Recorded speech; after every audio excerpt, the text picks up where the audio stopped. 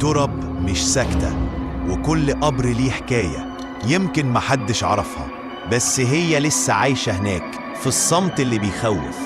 في ناس بتخاف تمشي جنب المقابر، وفي ناس حياتها كلها جواها، بياكلوا بيشربوا وبيناموا وسط الهدوء اللي مش دايما هدوء.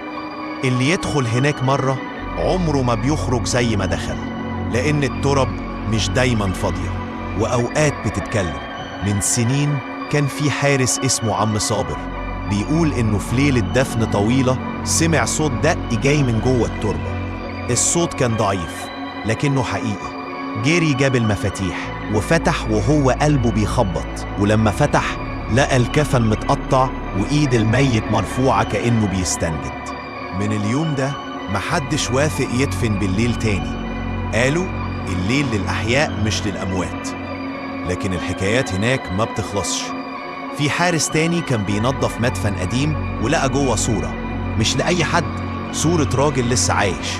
بس ما في الصورة الراجل ده لابس كفن ووشه باصص للكاميرا كأنه متصور بعد موته. تاني يوم رجع يدور على الصورة، ملقاش أي أثر، لكن ريحة بخور غريبة فضلت طالعة من المكان كذا يوم. وفي تربة محدش دفلها من 40 سنة، الحارس بيقول إنه كل ليلة بيسمع صوت قرآن وتسبيح جاية منها. جاب شيخ وقرأ هناك. الشيخ خرج وقال دول أرواح ناس كانت بتذكر ربنا ولسه أثرهم موجود.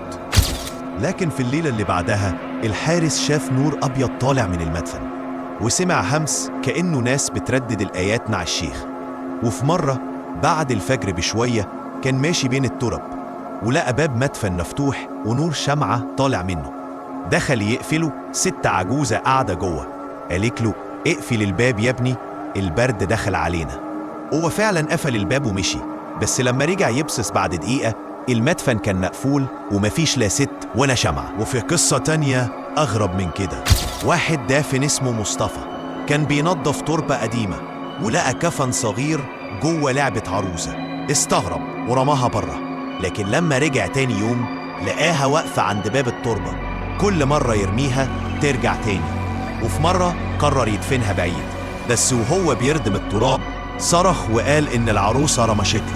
ومن بعدها محدش شاف مصطفى تاني. وفي جنازة بالليل بعد ما الناس مشت، الحارس سمع صوت بكاء جاي من جوه الأرض. رجع وفتح التربة لقى الكفن فاضي.